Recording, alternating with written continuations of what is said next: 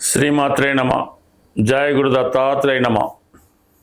ఈ వీడియోలో మనం జాతకులకి గృహయోగం ఎప్పుడు ఏర్పడుతుంది, అసలు వారి యొక్క జన్మజాతకంలో సొంత గృహయోగం ఉన్నదా లేదా అన్నది ఏ విధంగా తెలుసుకోవాల్సి ఉంటుంది, అలాగే గోచారంలో గ్రహాలు మారినప్పుడు ఏ గ్రహాలు అనుకూలంగా వచ్చినప్పుడు ఏ ఏ రాశుల వారికి సొంత గృహయోగం ఏర్పడుతుంది అన్న విషయాన్ని మనం ఈ వీడియోలో పరిశీలించే ప్రయత్నం చేద్దాం. మిథున రాశి వారికి సొంత గృహం ఎప్పుడు ఏర్పడుతుంది, ఏ విధంగా వీళ్ళ యొక్క సొంత గృహం నిర్మించుకోగలుగుతారు అన్న విషయాన్ని ఈ వీడియోలో తెలుసుకునే ప్రయత్నం చేద్దాం. మిథున రాశి వారికి చతుర్థ స్థానం కన్యా రాశి అవుతుంది. అది సహజంగా 6వ రాశి అవటం వల్ల వీళ్ళకి పెద్దల ద్వారా సంక్రమించే స్థిరాస్తిపై కొన్ని లిటిగేషన్స్ కానీ అప్పులు కానీ ఉండే అవకాశం ఉంది. అలాగే ఏదన్నా బాగా రిపేర్లతో కూడుకున్నటువంటి పాత గృహం లాంటిది వీళ్ళకి పెద్దల ద్వారా సంక్రమించే అవకాశం ఉన్నది. ఎక్కువగా వీళ్ళకి తల్లి తరపు ఆస్తి ఎక్కువగా ఈ రాశి వారికి రావడం జరుగుతూ ఉంటుంది.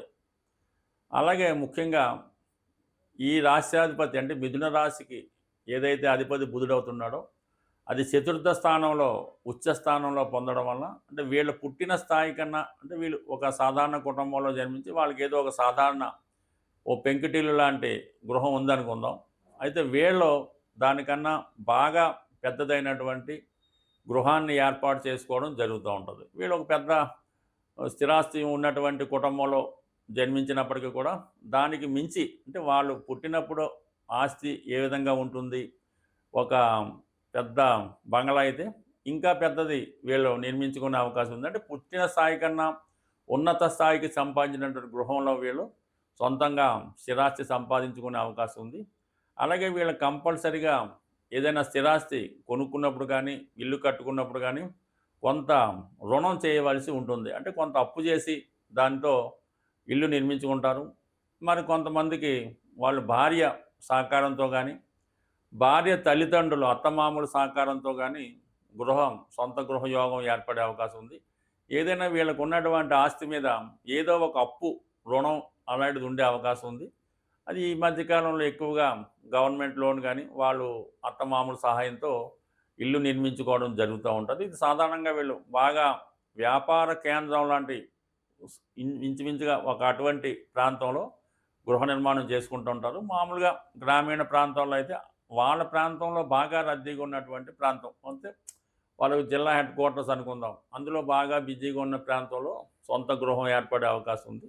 సాధారణంగా ఈ చతుర్థాధిపతిగా ఉన్నటువంటి బుధుడు ఎప్పుడు రవికి శుక్రుడికి అటు ఇటు తిరుగుతుంటారు కాబట్టి అదృష్టవశాత్తు ఈ మిథున రాశి వారికి చతుర్థాధిపతి బుధుడు రవితో కలిసి ఉంటే గవర్నమెంట్ క్వార్టర్ రావడం కానీ, గవర్నమెంట్ ద్వారా గృహం లభించడం కానీ, గవర్నమెంట్ సంబంధించినటువంటి క్వార్టర్స్లో నివసించడం కానీ, ఏదైనా ప్రభుత్వానికి సంబంధించిన గృహం ఏర్పడడం జరుగుతూ ఉంటుంది. అదే శుక్రుడితో కలిసి ఉండడం వల్ల ఏంటంటే మరి భార్య సహకారంతో కానీ పిల్లల సహకారంతో కానీ వ్యక్తిగతంగా రుణం చేసి కానీ వీళ్ళు ఒక పెద్ద గృహాన్ని బాగా మోడరేట్గా నిర్మించుకునే అవకాశం శుక్రుడితో బుధుడు కలియడం వల్ల జరిగే అవకాశం ఉన్నది.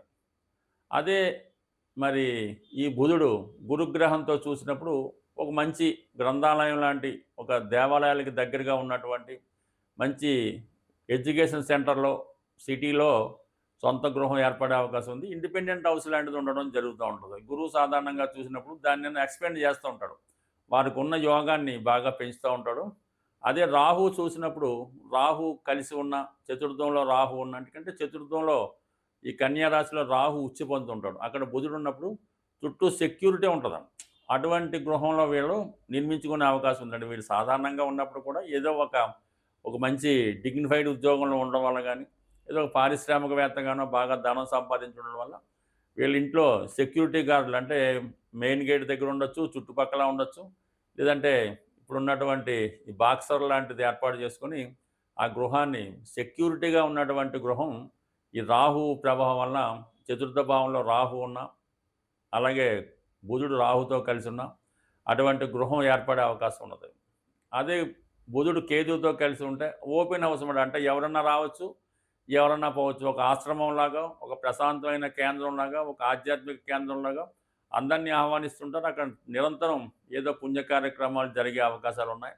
బట్ ఏదైనప్పటికి కూడా మిథున రాశి వారికి ఈ గృహయోగం కంపల్సరీగా ఏర్పడుతుంది.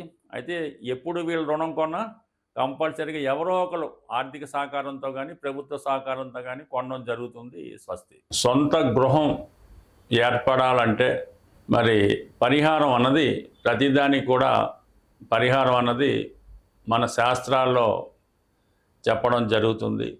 అయితే మన జన్మ జాతకరీత్యా చతుర్థ భావానికి సంబంధించినటువంటి పరిహారం అన్నది జనరల్గా దశ అంతర్దశలో అది పక్కన పెడితే కామన్గా అందరికీ ఉపయోగపడే పరిహారం ఇది కుజుడు సంబంధించింది కాబట్టి, భూమి కుజుడు కాబట్టి సుబ్రహ్మణ్య స్వామి అంటే కుజుని యొక్క అధిదేవతగా సుబ్రహ్మణ్య స్వామి క్షేత్రాలు ప్రతి రాష్ట్రంలో ప్రతి జిల్లాలో కూడా సుబ్రహ్మణ్య క్షేత్రాలు ఉండడం జరుగుతుంది. సో అందువలన మంగళవారం కూడా కుజుడికి సంబంధించిన రోజు. అంటే ఏదన్నా మన భూములు సంబంధించిన వ్యవహారాలు సెటిల్ అవ్వాలన్నా, రుణాలు తీరాలన్నా, దొరకాలన్నా, అన్నదమ్ములతో విభేదాలు, భార్యాభర్తలతో చికాకులు, ఇవన్నీ కూడా మంగళవారం రోజు ప్రారంభించడం వల్ల కుజుని యొక్క అనుగ్రహం కూడా తోడవుతుంది. సుబ్రహ్మణ్య స్వామి యొక్క సంకల్పం, మన యొక్క సంకల్పం కూడా తొందరగా నెరవేరాలంటే మంగళవారం రోజు మీరు ఒక 6 మంగళవారాలు ఎన్నుకొని మీ ప్రాంతంలో సమీప ప్రాంతంలో ఉన్నటువంటి సుబ్రహ్మణ్య స్వామి క్షేత్రాలు 6 సెలెక్ట్ చేసుకోవడం, ప్రతి మంగళవారం ఒక క్షేత్రాన్ని దర్శించడం, అక్కడ ఉన్నటువంటి సుబ్రహ్మణ్య స్వామి ఉంటారు, అలాగే జంట నాగులు ఇవన్నీ కూడా ఉంటాయి. అక్కడ ఉన్నటువంటి ప్రతి దేవతని, ప్రతి దేవుణ్ణి కూడా ఆరాధించి కేవలం బెల్లం పానకంతో, చెరుకు రసం, బెల్లం పానకం, తేనె, లేదంటే బియ్యం పిండి కలిపిన వాటరు, పసుపు నీళ్ళు, అంటే ఇన్నప్పుడు కూడా బెల్లం పానకంతో స్వామికి అభిషేకం చేయడం వల్ల ఆ మంగళవారం రోజు మీరు చాలా నియమంగా ఉండవలసి ఉంటుంది. అలాగే వీలైతే ఆ రోజు గోవుకి ప్రదక్షిణ చేస్తూ గోవుకి కూడా కొంత బెల్లాన్ని తినిపించవలసి ఉంటుంది. ఈ విధంగా 6 సుబ్రహ్మణ్య క్షేత్రాలు దర్శించవలసి ఉంటుంది. అంటే పెద్దవే అక్కర్లేదు, మీ ప్రాంతంలో ఉన్నవి బాగా ఫేమస్ అయినవి 6 క్షేత్రాలు దర్శించడం వల్ల, 6 క్షేత్రాల్లో కూడా విధి విధానంగా పూజ చేయడం వల్ల ఫైనల్గా మీ సమీపంలో ఉన్నటువంటి మోపిదేవి అవ్వచ్చు, ఈ బెక్కవాళ్ళు అవ్వచ్చు, స్కందగిరి అవ్వచ్చు, పళని అవ్వచ్చు, అంటే మీ ప్రాంతంలో ఏదైతే ఫేమస్ ఉంటుందో ఆ సుబ్రహ్మణ్య క్షేత్రంలో మీరు విధి విధానంగా స్వామిని అభిషేకించడమో, పూజ చేయడమో, అర్చించడం వల్ల మీ యొక్క సంకల్పం తొందరగా నెరవేరే అవకాశం ఉంటుంది. సో ఇవన్నీ వీలు కాని వాళ్ళు మరి ఒక 41 రోజులు మీ యొక్క క్షేమతారలో ప్రారంభించి ప్రతి ఒక్కరోజు నిర్దిష్టమైన సమయంలో హనుమాన్ చాలీసా పారాయణ చేయడం వల్ల కంపల్సరీగా మీకు ఈ 41వ రోజులో నాటికే ఏదో ఒక శుభవార్త మీరు సొంత గృహ సంబంధించిన విషయంలో నెరవేరే అవకాశం ఉంది.